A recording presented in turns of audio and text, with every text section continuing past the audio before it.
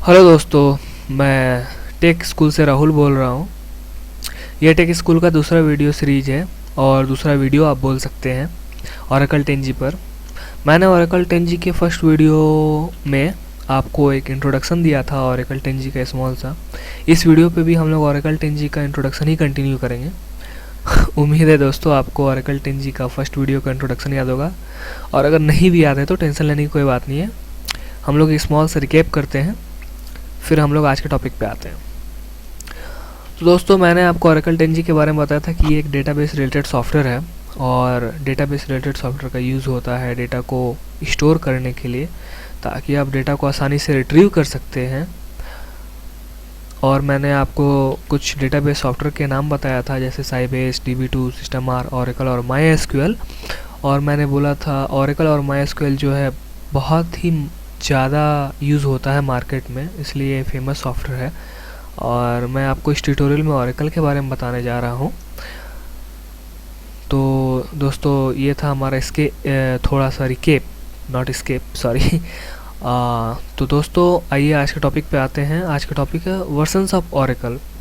तो आप जैसा कि देख सकते हैं बहुत सारे वर्जन्स ओरेकल के अवेलेबल हैं। मैं आपको ओरेकल 10G वर्जन के बारे में बताने जा रहा हूँ। उम्मीद है आप समझ सकते हैं कि ओरेकल ने पहली बार में ओरेकल 10G को रिलीज़ नहीं किया होगा, उससे पहले ही बहुत सारे वर्जन्स थे। तो फर्स्ट आप देख सकते हैं कि ओरेकल ने जो रिलीज़ किया ओरेकल वर्जन फर्स्ट था। नेक्स्ट उसको इम्प्रूव करके 2, 3, 4, 5, 6, 7, 8, ये 8 वर्जन में जो आई एक्सटेंसन है क्या है आप सोच रहे होंगे। ये रेड मार्क्स में 10G है, 11G है और 12C है। तो दोस्तों टेंशन ना लें, मैं आपको इस ट्यूटोरियल में सब यही बताने वाला हूँ, आपका पूरा डाउट क्लियर हो जाएगा। तो दोस्तों आइए देखते हैं ये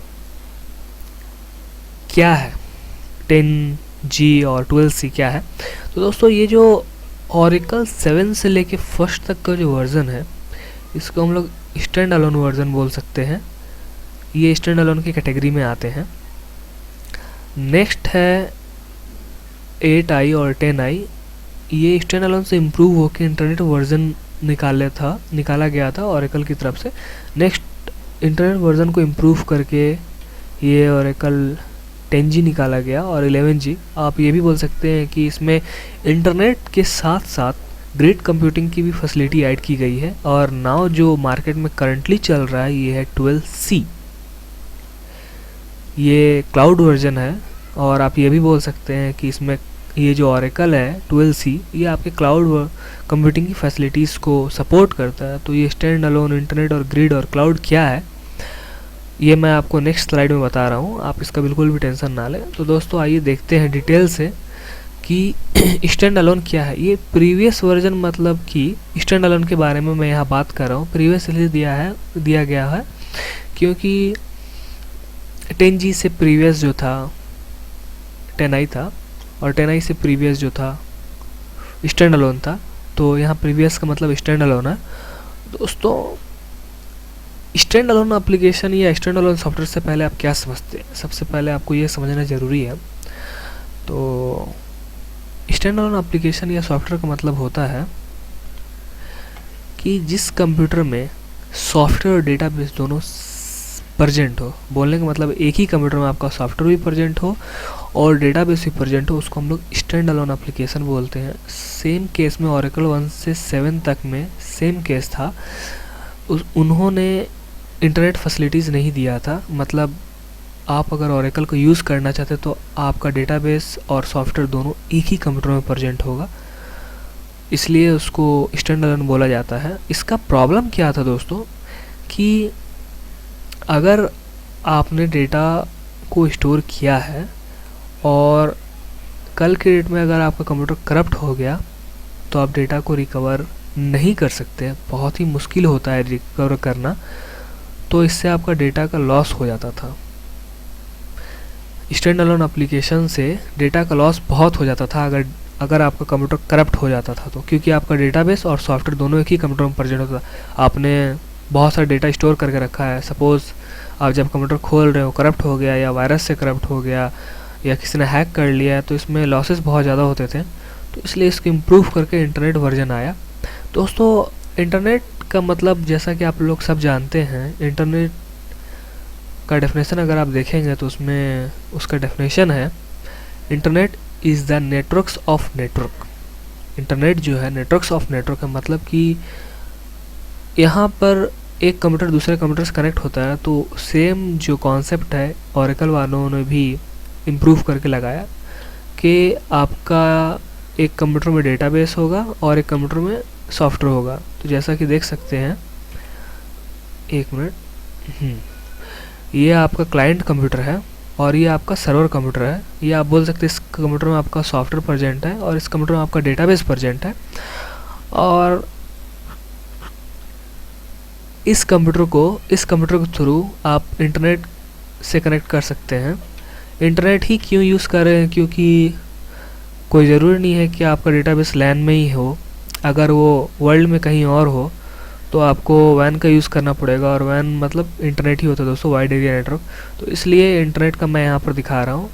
तो क्या हो सकता है इसके थ्रू, इंटरनेट वर्जन में क्या हुआ कि आपका एक जगह पर क्लाइंट कंप्यूटर प्रेजेंट है और एक जगह पर सर्वर कंप्यूटर प्रेजेंट है। आप यहाँ मस्ती से डेटा टाइप कीजिए और ये आपका डेटा यहाँ पर स्टोर होगा।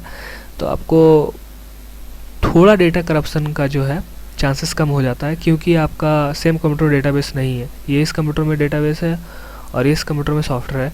लेकिन प्रॉब्लम क्या होता है कि अगर ये कंप्यूटर करप्ट होता है तो आपको कोई प्रॉब्लम नहीं, आपका डेटाबेस सेफ़ है, डेटा आपका सेफ़ है।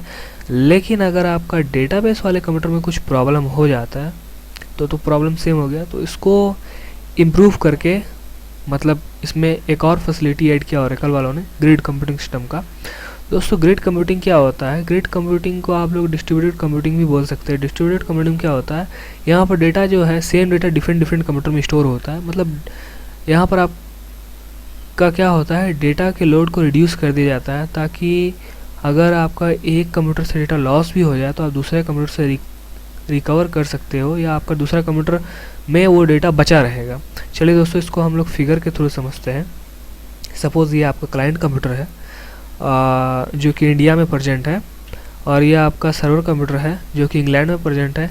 नेक्स्ट सर्वर कंप्यूटर जो है और डेटाबेस जो है आपका, नेक्स्ट डेटाबेस जो है वो चाइना में प्रेजेंट है, और नेक्स्ट डेटाबेस आपका लंदन में प्रेजेंट है। और आप जानते हैं सभी डेटाबेस से कैसे कनेक्ट हो सकते हैं, इंटरनेट के थ्रू, क्योंकि आप इंडिया में और इंग्लैंड में है तो कनेक्ट होने का एक ही जरिए है इंटरनेट। तो ये इन तीनों को हम लोग इंटरनेट के थ्रू कनेक्ट करते हैं। ये भी इंटरनेट के थ्रू कनेक्ट होगा। फर्स्ट कंप्यूटर चलिए इंडिया हमारा इंग्लैंड से कनेक्ट हो चुका है। नेक्स्ट इंडिया का सॉफ्टवेयर जो है डेटाबेस चाइना से कनेक्ट हो गया है।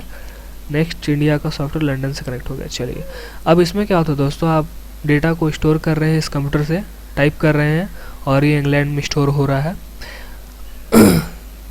चाइना में स्टोर हो रहा है, लंदन में स्टोर हो रहा है। सपोज़ क्या हुआ, आपका ये इंग्लैंड वाला जो है कंप्यूटर जो है और डेटाबेस जो है काम करना बंद कर दिया, तो आपके पास अभी भी चाइना और लंदन का जो है सर्वर बचा हुआ है, तो आप उससे काम कर सकते हैं जब तक आपका लंदन का सर्वर रिपेयर ना हो जाए। सपोज़ आपका अगर चाइना भी क्लोज हो गया तो लंदन वाला आपका सर्वर बचा हुआ, तो बात बोलने का मतलब यहाँ पर ये है कि आपका एक साथ कोई भी सब का सब जो डेटाबेस है क्रैश नहीं हो जाएगा। जब तक एक क्रैश होता है, उसको रिकवर किया जाता है, तैयार किया जाता है, तब तक आप दूसरे डेटाबेस से काम कर सकते हो। तो ये ग्रिड कंप्यूटिंग का जो था फैसिलिटी था, तो इसको आप लोग डिस्ट्रीब्यूटेड कंप्यूटिंग सिस्टम इसलिए बोल सकते हैं क्योंकि देख रहे हैं आप डेटा डिस्ट्रीब्यूटेड हो चुका है डिफरेंट कंप्यूटर में, जिससे कि आपका कंप्यूटर का लोड भी कम हो गया है और आपका डेटा जो है करप्ट होने के चांसेस भी कम हो गया है। नेक्स्ट, इसको इम्प्रूव करके लेटेस्ट टेक्नोलॉजी जो अभी मार्केट में चल रहा है वो क्लाउड कंप्यूटिंग है, इससे कनेक्ट किया गया, मतलब इसकी फैसिलिटीज़ ओरेकल में डाली गई। तो क्लाउड कंप्यूटिंग में क्या होता है दोस्तों, सेम टेक्निक है। आपका एक क्लाइंट कंप्यूटर होता है, नेक्स्ट आपका एक क्लाउड सर्वर होता है, और आप तो जानते ही हैं आप कि किसी भी चीज़ को कनेक्ट करना है तो इंटरनेट चाहिए ही चाहिए। तो इंटरनेट के थ्रू सेम टेक्नोलॉजी कनेक्ट करते हैं हम लोग यहाँ पर क्लाउड सर्वर से। अब यहाँ पर क्या होता है दोस्तों, आप जो भी डेटा, बस यहाँ फ़र्क इतना है कि पहले आपका डिफरेंट लोकेशंस के कंप्यूटर में स्टोर होता है, ये आपका एक क्लाउड में जाके स्टोर हो जाता है। आप यहाँ से डेटा डाल रहे हो, ये क्लाउड में स्टोर हो गया। क्लाउड क्या होता है, क्लाउड सर्वर जो है थोड़ा सस्ता पड़ता है इकोनॉमिकली देखा जाए तो, और इससे कंपनीज़ को भी फ़ायदा होता है। क्या होता है, डिफरेंट क्लाइंट को एक ही क्लाउड सर्वर दे दिया जाता है। जैसे एक कंपनी ए है, ए कंपनी वाले को भी क्लाउड सर्वर दे दिया गया, क्लाउड सर्वर ए दिया गया, बी कंपनी वाले को भी क्लाउड सर्वर ए दिया गया, सी कंपनी वाले को भी क्लाउड सर्वर ए दिया गया। बोलेंगे मतलब क्या, ये बहुत ही यूज़ होता है। तो इसमें क्या होता है, एक ही सर्वर को डिफरेंट क्लाइंट को बांट दिया जाता है, तो इसमें इसका कंप्यूटिंग स्पीड भी थोड़ा फास्ट होता है और ये यूज़ भी होता है। और इसका प्रॉफिट यही है कि इसमें कंपनीज़ को काफ़ी प्रॉफिट होती है, प्लस जो क्लाइंट होता है उसको सस्ता पड़ता है कंप्यूटिंग, क्लाउड कंप्यूटिंग जो है, इसलिए क्लाउड को यूज़ करते हैं। चलिए दोस्तों, ये इतना ही आज के लिए, और बाकी जो हम लोग देखेंगे कैसे Oracle 10G को इंस्टॉल करते हैं और Oracle 10G के बारे में क्या क्या जानना है वो सभी नेक्स्ट ट्यूटोरियल में। तो थैंक यू दोस्तों मेरे ट्यूटोरियल को देखने के लिए, और दोस्तों मेरे चैनल को सब्सक्राइब करना ना भूलें, अगर पसंद आए तो शेयर भी करें और लाइक करना ना भूलें। अगर आपको हम मेरी वीडियो से कुछ सजेशंस देने हैं मेरे वीडियो से रिलेटेड, तो आप कृपया कमेंट करना ना भूलें। दोस्तों थैंक यू, मिलते हैं नेक्स्ट